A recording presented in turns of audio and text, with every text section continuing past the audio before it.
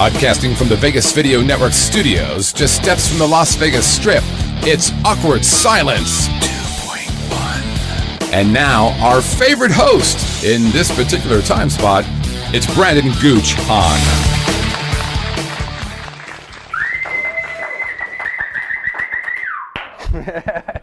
What's going on? I'm Brandon Gooch Hahn, and welcome to Awkward Silence 2.1 right here on the VegasVideoNetwork.com. Do you want to email us? Very simple. awkward@VegasVideoNetwork.com. That's awkward@VegasVideoNetwork.com. We also have a telephone number you can dial, 866-966-4599, 866-966-4599, and this is very important, live chat. Let's just say you want to be a part of the show. You want to ask a question. We will answer the question for you in this very episode. VegasVideoNetwork.com/live. And let's just say you didn't catch the whole episode. Let's just say you want to watch it on another time. Don't worry about it, Angel. We got you covered because we play replays on VegasVideoNetwork.com, Roku, iTunes, and YouTube. And now, without any further ado, it's time for the seamless segue to camera number 2. Let's do the news. So I'm pretty sure you're all well aware that Conrad Murray was convicted of manslaughter in the Michael Jackson case. And when asked for comment, Casey Anthony had this to say: "I knew that piece of shit was guilty." And scientists have now discovered a link between cancer and bestiality. Now, I don't know if you believe in fate or not, but just the other day, I was saying to myself, how can I not bang a chicken? I need a reason. Boom, right here. This story lands right in my lap. Now, to be totally honest with you, it's kind of scary because what doesn't give you cancer these days? Sitting out in the sun for too long, smoking, secondhand smoke, cell phones, microwaves, deodorant, and now, goat pussy. And worse, secondhand goat pussy. The threat is real, people. And in Papua New Guinea, a journalist earned the award for Best Scoop after he managed to secure an interview with the country's jungle rebels. Now, in order for him to get their trust, he had to go through a cleansing ritual, which required him to get a circumcision. Just how much do you love your job? Now, if you're thinking this guy had to go to a hospital to get the procedure done, He had to go right into the jungle and let this guy do the circumcision. What's in that guy's face? He had to go to the jungle, let some witch doctor do it with a warthog tusk and a piece of bamboo. How freaky would that be? And could you imagine if that's how America worked? Who needs a credit rating system when you can judge a man solely based on how visible his mushroom tip is? Hey, can I borrow $50? What do you mean am I good for it? Look at this lack of foreskin. And you're probably asking yourself, why is the show on Thursday instead of Friday? Well, we have our very own Courtney Loney. She's going to answer that for you. She's down at the Little White Wedding Chapel. Courtney, hey, Court. Hi, Peggy. Gooch, tomorrow is November 11th, 2011. That's right, 11-11-11. And because of that, people all over this country have decided to tie the knot. Kind of screws up our schedule, doesn't it? We had to rearrange everything so we each could go to 2 separate weddings tomorrow. There's nothing our producer Scott loves more than rearranging our time slot and confusing our viewers after we worked so hard to establish this. What's Scott? Scott ain't gonna do shit. I'm the talent. He knows that.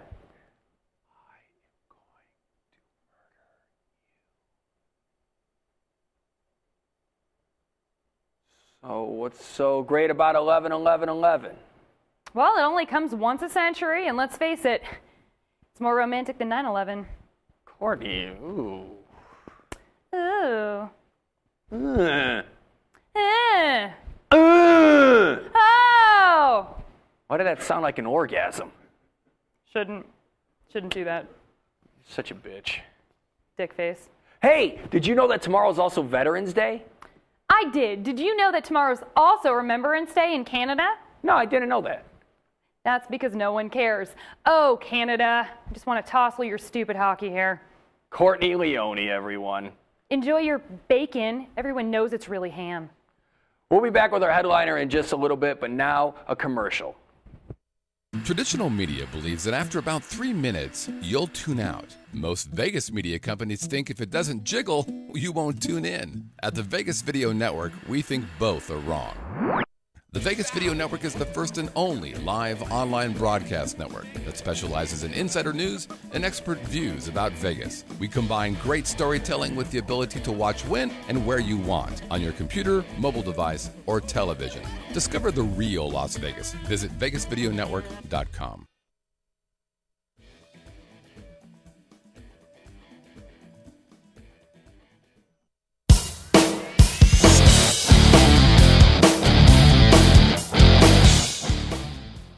And now our headliner. You may remember him from television shows, movies, the voiceovers, and countless cartoons. The one and only Gilbert Gottfried. Hey! Thank you. Well, that's our show for tonight. Yeah. I'm the headliner here. That just shows the high level of guests you get. Well, you've been on all types of shows, Letterman and Leno, but we know you've definitely climbed the ladder, appearing on free internet television. Yeah, Leno and Letterman were just like rehearsals to do this. Yeah. So you're going to be down at the Las Vegas Hilton tonight through Sunday, 10 o'clock for the Icons of Comedy? Yes, through next Sunday. And Sunday, too. Yes. So it's next 2 weeks. Yeah. So how's that going for you? Oh, just great. Yeah. Just fabulous. What am I supposed to say? I'm supposed to sell tickets. No, it's really awful. It's really terrible. Yeah.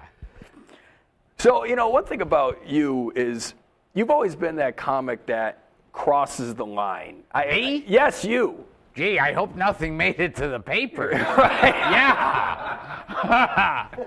Because I've been very careful about it. I understand that. But, the funny thing about it is you still get hired and people still get upset at these things that you say, and they should know that Gilbert's going to say something, he's going to make a comment, and either A, people are going to laugh at it or they're going to get upset.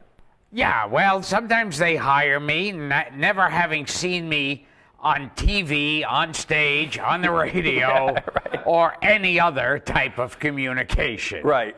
Yeah, never saw an interview with me, never saw anything. So, of course, they were shocked. Right. Because you did the thing on the roast where you brought up the 9/11 joke. That was literally a few weeks or days after it happened. Yes. And then obviously the whole Aflac scandal. And it's amazing because even comics were getting upset about this. And it's just like, are you kidding me? Yeah, and basically the headline should have been, comedian tells jokes. Yeah.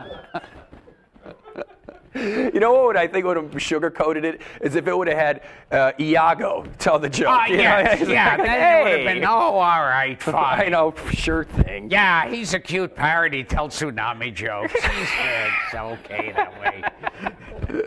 So you actually got a new book out, Rubber Balls and Liquor? Yes. And one day someone will read it. But... yes, it's Rubber Ball, which is like one of those first dirty jokes you hear when you're a kid. Mm-hmm. I don't know if you're familiar with that joke. The first dirty joke that I ever heard? Yes. I'm trying to think. I think it was like Johnny Deeper. It's like Johnny. Mom walks in and Johnny Deeper, and I that's pretty much all I can remember. But I can't. Do you know it? Yeah. Well, I know there were a few. Like Rubber Balls and Liquor was one of the earliest. There was another one. You don't have to watch your language here. No, go right ahead. Thank God, because I think we already crossed the line with goat pussy. No, so. Yes. Not with me. Obviously. That could be the title of your new book, by the way. Yes. Secondhand goat pussy, Gilbert Gottfried. That's me on the holidays, goat pussy. Hi, it's Gilbert, and we're watching Goat Pussy. Yes.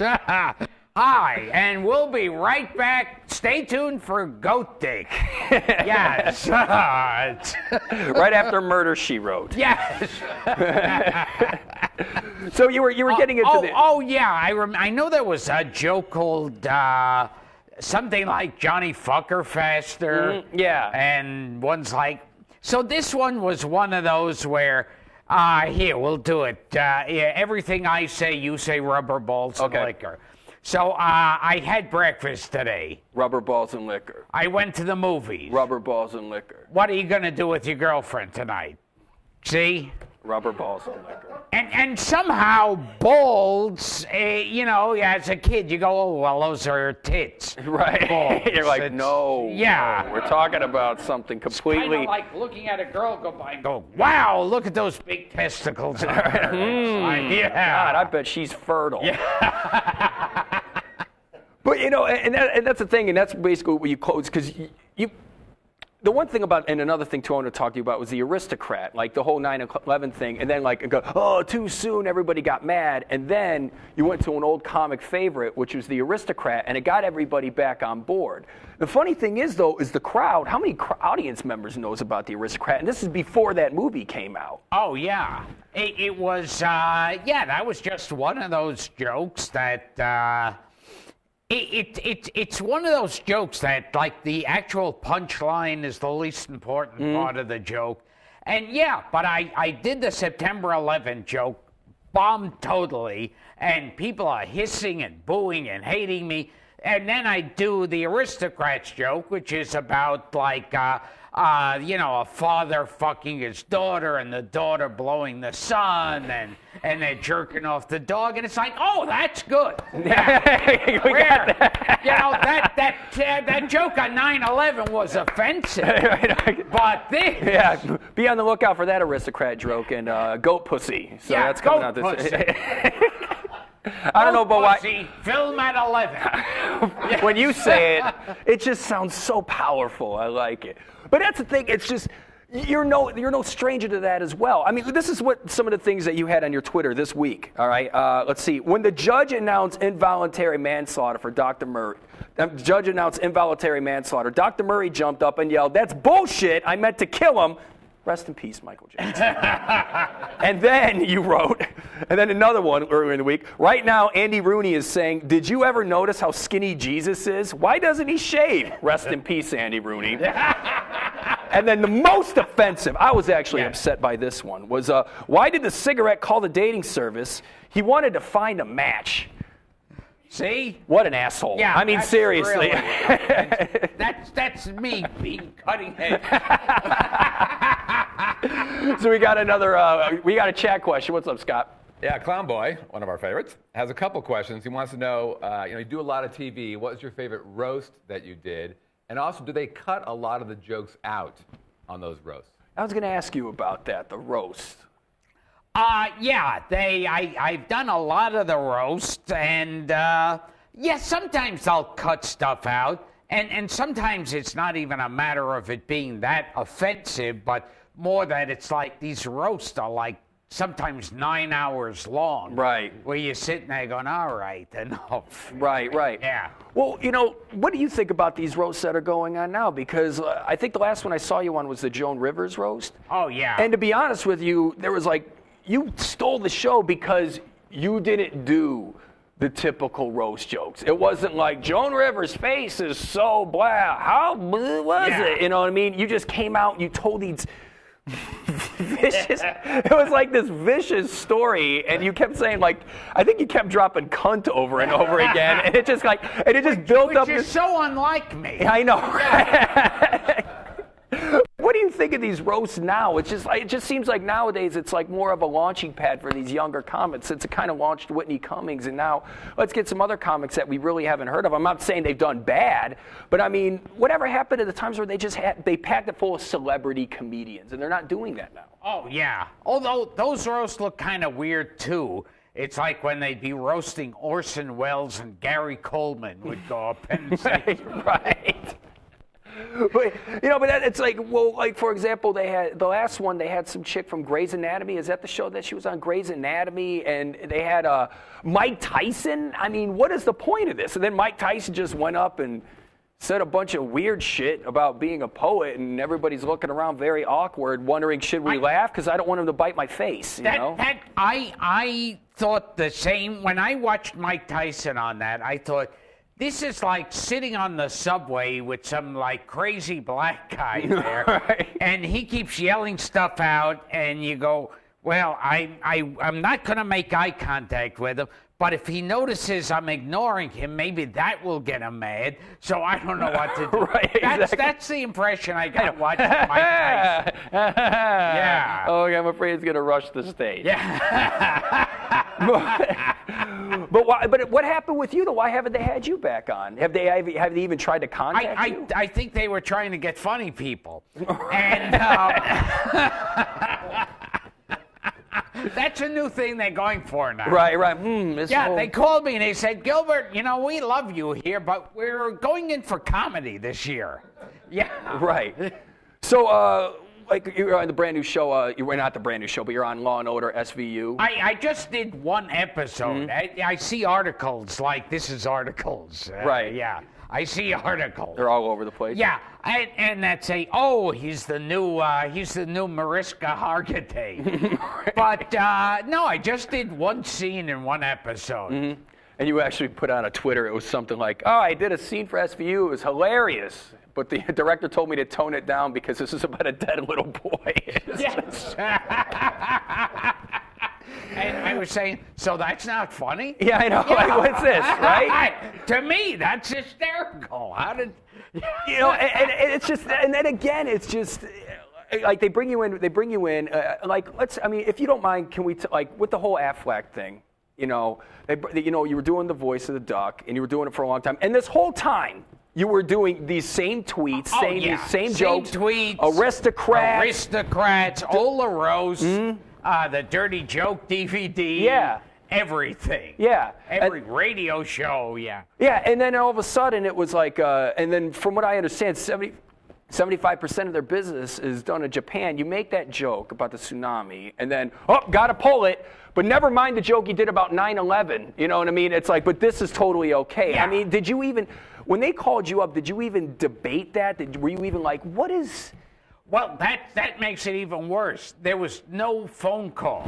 Really? I was coming back from Philadelphia, and I had just done a club, and I was in an okay mood, and then my agent calls and goes, "You're not going to be doing any more of those Japan tweets, are you?" And I said, "Why?" And they say, well, then there were people calling and say, "We think you should apologize about this." And then I log on I just turn on the computer immediately, like 500 different news sites saying that I've been fired. Mm-hmm. So that's how I found out. They didn't even call you up at all? No. Did they even call your manager? Well, I think afterwards, after the whole it's like, by the way, it was already on the New York Times. Right. It's like, you will no longer be employed here.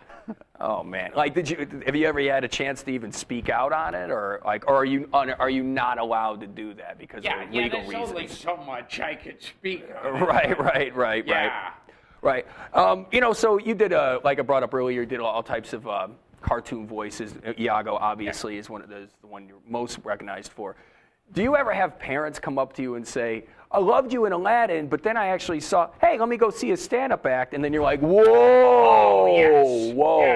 Yeah, they're like, "Here, talk to my kid in the Iago voice. Your kid's a failure."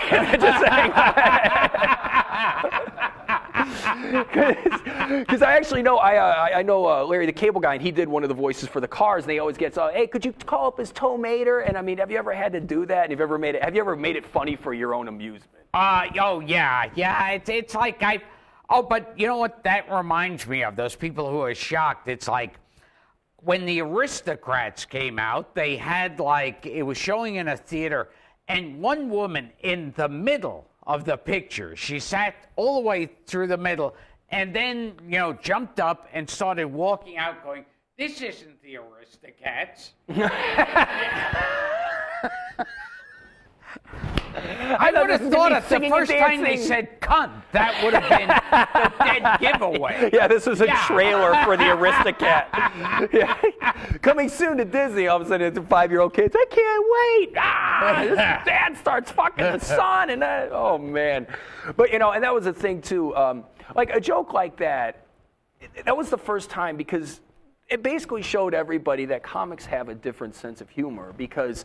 Let's face it, once you've seen one joke, you may not have seen them all, but there's only so many comics out there that we can all relate to, and we always tend to relate to the comics that go ballsy, that go hard, and say those really horrible and offensive jokes.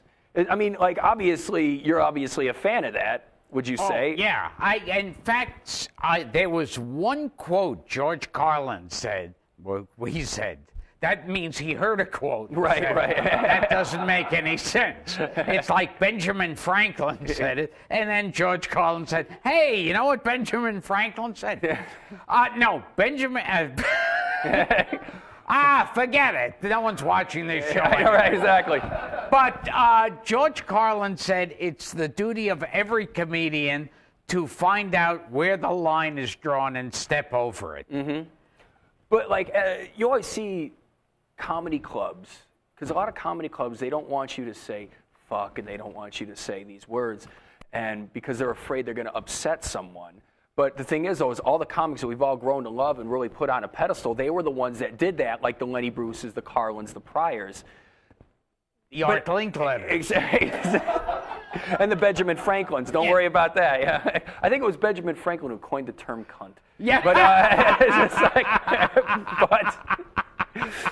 but it's like you always see these comedy club owners. They're always the ones that are pulling back on the reins, making sure that we don't say these things. Well, it's like when that the Michael Richards scandal was going full force, because he started yelling nigger on stage, and then they said, you know, so the club owner then did this thing where it's like, any comedian who says that word on stage is going to be fined. And to me, I thought it should have been, hey, we don't censor any of our comedians. When you come here, you don't know what's going to happen. And that would be more attractive to an audience than saying, hey, we've got it under order. We've got our comedians under lock and key. They won't do anything out of the ordinary. It will be totally boring and acceptable. Exactly. I know, boy, aren't men dumb, ladies? Whackity-doo, whackity-schmackity-doo. You know, and the thing is, it's kind of like, it's like when you watch Leno, it's almost nauseating because it's so safe. It's so safe, and it's just going above and beyond the call of duty to please everyone, and you're not going to please everyone. No matter what you say, you're going to upset someone. If I say I like apple pie, you might go, fuck you, I like pumpkin. I mean, no matter what happens, you're going to upset somebody. Yeah. You know? And fuck you, I do like pumpkin. You piece of shit. I like pumpkin. How fucking dare you talk to me like that when I eat pumpkin pie? I know. Who do you pull that shit on me?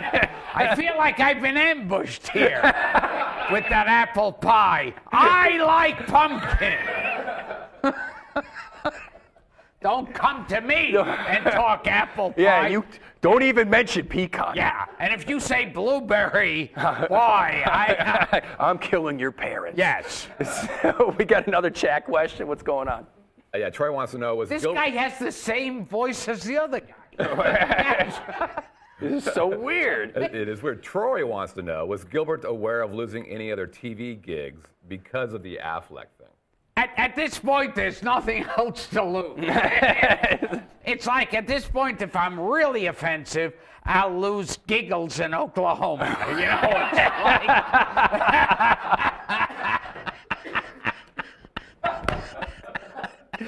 You're like, we were all waiting for it. Oh. And I also loved the way the media picked up on it, where it was the newscasters, because the newscasters were all personally affected by the tsunami. Right. It really hurt them. Right. And it's like, you know, it's like acting awards should be given to newscasters because they do act out these things. It's like this horrible remark that Gilbert Gottfried said. And then they would say it, and that it was okay because they're a newscaster. Right. But it's always got me how newscasters will go, you know, a family dies in a fire. And do monkeys roller skate? It's like, They're just sitting there on the Twitter. No, he didn't, Gilbert. You're gonna pay for this. But and honestly though, do you think the fact that you got all that? I mean, because any publicity is good publicity. Well, and you've heard my Twitter account, I was like, there must have been like, I had like 12 followers. Right. And then when my career was over, and it was all over and everyone hated me, I got now it's like it in an hour from the time I sent the tweets and everyone hated me, it was like 130,000. Right. Yeah, so it was... Right. Well, at least you got something, because those Twitter followers are really... for every Twitter follower, you get $1, from what I understand. Yes. You're kind of, you're like, oh, wow.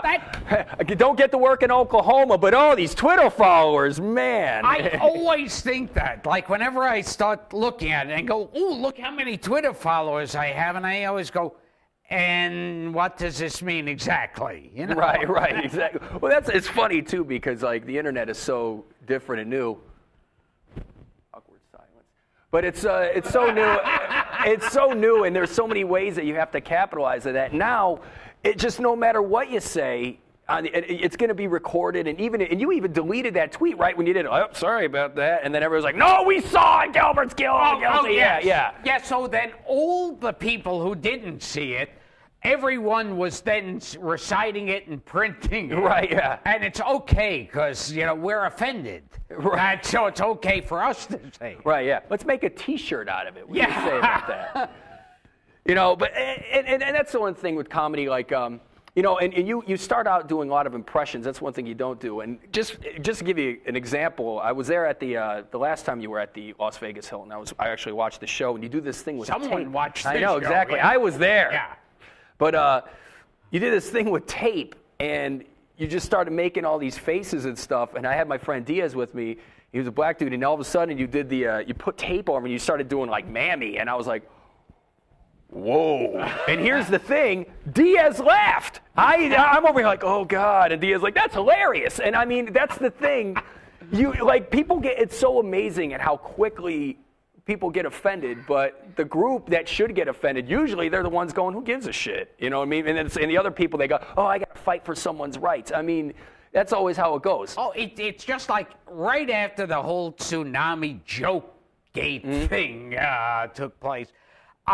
One of the jobs that got canceled, I was going to do a book signing in San Francisco. And then they said, no, that's canceled because it's a big Japanese population in San Francisco. There'll be riots. They're going to firebomb the place. And so just recently, I worked San Francisco. Nobody gives a shit. Right, exactly. We got another chat question? Yeah, Troy wants to know, was he... Same voice! How is this possible? Troy wants to know. Okay. Were you pressured into deleting that tweet? Yeah, there were a lot of calls back and forth, people saying... And that was another funny thing. It's like the first 3 days after that happened, I got the psycho tweets. Those people who are on the internet and are offended if someone changes their hairstyle on a TV show. And I was getting oh, you should be dead. Your entire family should be dead. And it's and then after 3 days, it all went around the other way where they were going, oh, fuck you if you can't take a joke. Right. Yeah. And that's usually how it goes. And that's one thing the world is so PC now. You can't even say anything without somebody getting upset, and that's pretty much why I like what you did, because you're kind of like, all right, look, I deleted a tweet, but here you are. Now you're on Awkward Silence 2.1, shameless plug. You're on the 2 people watching. Yeah, exactly. Mom, let me tell you something. No, but hi, Peggy. Yeah. So, but the thing is now.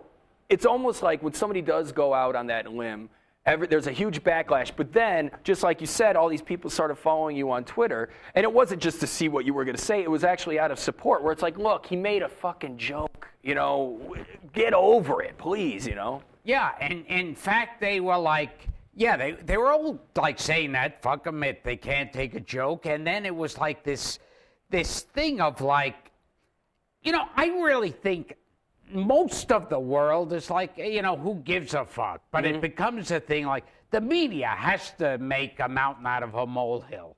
And it's like, so yeah, it all became so exaggerated. Right. All right, well, we're getting ready to wrap up the show here, but before we leave, we like to play a little game with the guests. Oh, jeez. Yes. This is always the worst part. This is a 3 under 30. Basically, I ask you 3 questions that you have to answer in under 30 seconds. Yes. All right, we got the geez. clock ready? Yeah, buckle up for this. I can't say my name in 30 seconds. Fuck. All right, Pumpkin pie. Pumpkin pie. Yeah. Go pussy. Yeah, go All right, pussy. Those are the 2 things that mean the most to me. Hey. Pumpkin pie and goat pussy. All right, Scott, you ready with the clock? Yes, sir. All right, here we go. Oh, Ready? Shit. All right, what is the capital of Nepal? Nepal. Yes. I got it. Yeah, see? All right, we'll ask you, how many different drummers did the Beatles have? I'm going to say 2. There you go. 2? Pete Yeah, Best and Ringo Starr. Ringo Starr. And your That last one I question. actually know. Yeah, okay. And your last question is, who's got the best prices on car insurance? Well, mine didn't have the car insurance. The lizard had the car insurance, and they fired. They fired the guy who did not the lizard, but the guy at the end who said, and that's Geico Insurance, and it's like they fired him because he did something. Right? Really? Yeah, everyone gets fired now. Wow. Well, see, there you go. Yeah. So I want to thank Gilbert Gottfried for stopping on the show. He'll be down at the on the show? Vegas. For stopping by the show. He'll be down at the Las Vegas Hilton tonight through Sunday for the Icons of Comedy. Show starts at 10 o'clock, and he'll also be there next week, Wednesday through Sunday as well. GilbertGottfried.com, and don't forget to check out his Twitter. GilbertGottfried.com, and at Real Gilbert's my Twitter. Yeah. So hopefully, like a few thousand people will die tragically, and I'll be the first. He'll be up to 200,000 in no time. Gilbert, thank you very much for stopping by the program. Thank you. We'll be back next Friday right here on the Vegas Video Network for more Awkward Silence 2.1. 1 p.m. is the show time. Thank you guys very much for watching, and we'll see you next week. Bye-bye.